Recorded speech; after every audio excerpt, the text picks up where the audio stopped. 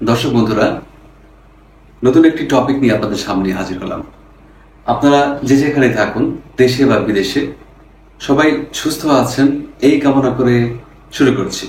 দর্শক, আপনাদের স্মরণ করে দেব, 2-1 দিন আগে আমাদের মাননীয় ভূমি উপদেষ্টা মহোদয় তিনি বন্টননামা দলিল সম্বন্ধে কয়েকটি কথা উল্লেখ করেছেন। সেই কথাগুলো অত্যন্ত গুরুত্বপূর্ণ। আমি সেই কথাগুলোই, তিনি যে কথাগুলো বলেছেন সেই কথাগুলোই আপনাদের পয়েন্ট আকারে বলছি, এবং তার কথাগুলো যে কতটা আইনসম্মত সেই আইন দিয়ে আমি দেখিয়ে দিচ্ছি। আপনারা একটু ধৈর্য সহকারে, মনোযোগ সহকারে এই ভিডিওটি দেখবেন, এবং এটি অবশ্যই আপনার শেখার বিষয়, অত্যন্ত গুরুত্বপূর্ণ একটি বিষয়। আচ্ছা, তিনি 1 নম্বরে তিনি বলেছেন বন্টননামা দলিল ব্যতীত কোনো নামজারি মঞ্জুর করা যাবে না। এটি গুরুত্বপূর্ণ কথা, কিন্তু এটি একটি আইনসঙ্গত কথা। কোথায় বলা আছে এটি বন্টননামা ব্যতীত নামজারি করা যাবে না?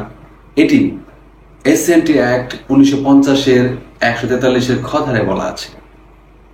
অর্থাৎ তিনি প্রথম আইনসঙ্গত কথাটি বলেছেন। দ্বিতীয়ত, তিনি যে কথাটি বলেছেন, বন্টননামা অবশ্যই রেজিস্ট্রি করতে হবে।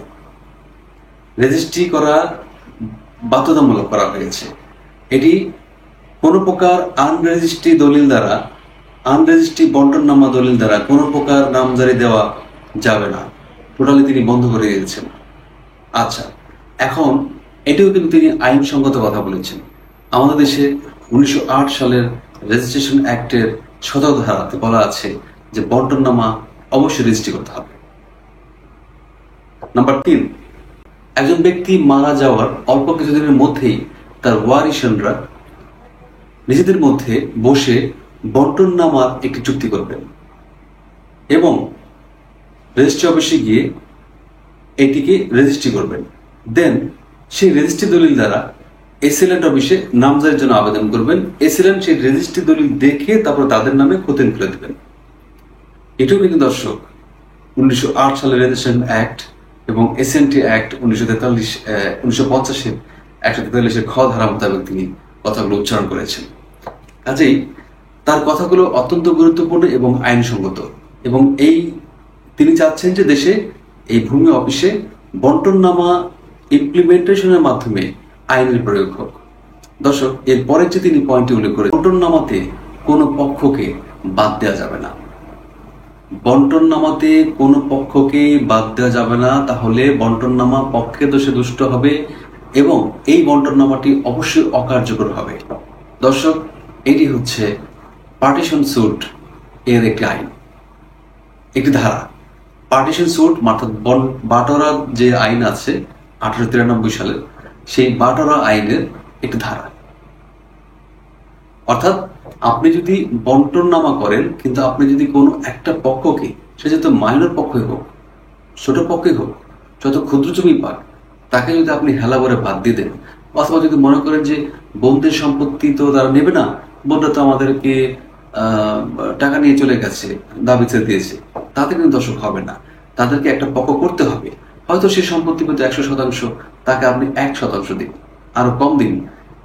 অর্থাৎ মিনিমাল একটা সম্পত্তি তাকে দিয়ে একটা পক্ষ করতে হবে। তাহলে যদি কোনো পক্ষকে আপনি বাদ দিয়ে দেন, তাহলে সেই নামজারিটা কিন্তু, সেই বন্টননামাটা কিন্তু বাতিলযোগ্য বা অকার্যকর। তিনি এটি মানে এমফ্যাসিস করেছেন, জোর দিয়েছেন যে বন্টননামা কোনো পক্ষ বাদ দেওয়া যাবে না। আমি এরপরে যে পয়েন্টটা তিনি উল্লেখ করেছেন সেটা বলবো যে বন্টননামাতে কোনো জমিও বাদ দিয়ে যাবে না। অর্থাৎ যে মৃত ব্যক্তি, তার যত সম্পত্তি আছে, সে শহরে গ্রামে যত জায়গায় আছে, সারা বাংলাদেশে যত জায়গায় আছে তার সম্পত্তি, সমস্ত সম্পত্তি এই বন্টননামা দলিলের আওতাভুক্ত থাকতে হবে। এক চিলতে জমিও এই বন্টননামা দলিলের বহির্ভূত থাকা যাবে না, তাহলে কিন্তু বন্টননামাটা সঠিক হবে না।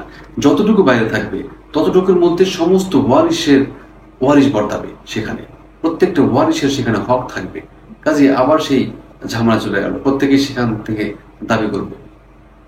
কাজে সমস্ত সম্পত্তি আপনারা বন্টননামার আওতাভুক্ত করবেন। এবং সর্বশেষ তিনি যে বলেছেন যে বন্টননামা দলিলের খরচ নিয়ে অনেকে বিভ্রান্তি হয়, বন্টনামা দলিলের খরচ অনেকে মনে করে যে এই দলিলের খরচ মানে অনেক বেশি বা সবচেয়ে বেশি, সাবকলা দলিলের চাইতে বেশি, এই জন্য অনেকে বন্টনামা দলিলের ধারে কাছে ঘেঁষতে চায় না। কিন্তু মূলত বন্টনামা দলিলের খরচ অত্যন্ত কম, অত্যন্ত কম। অর্থাৎ আপনার যদি দলিলের মূল্য 50 লাখ টাকা হয়ে থাকে, তাহলেও বড় জোর 3,000 টাকা, আমি অ্যাকুরেট ফিগারটা বলতে পারলাম না, বড় জোর 3,000 টাকা হলো সেই খরচটি, এটাতে বেশি না। দর্শক, এখন সরকার ইন্টারিম গভর্নমেন্ট চলছে এবং ভূমি অফিস বা সাব রেজিস্ট্রি অফিসে গিয়ে দেখবেন যে সেখানে অনেক স্বচ্ছতা চলে এসেছে।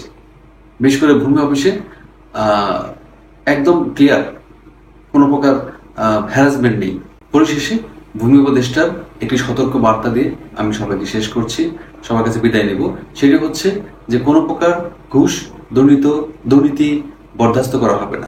তিনি সবাইকে হুঁশিয়ার করে দিয়েছেন যাতে ভূমি অফিসে কোনো প্রকার ঘুষ, দুর্নীতি না থাকে। সবার সুস্বাস্থ্য কামনা করে শেষ করছি। সবাই ভালো থাকবেন।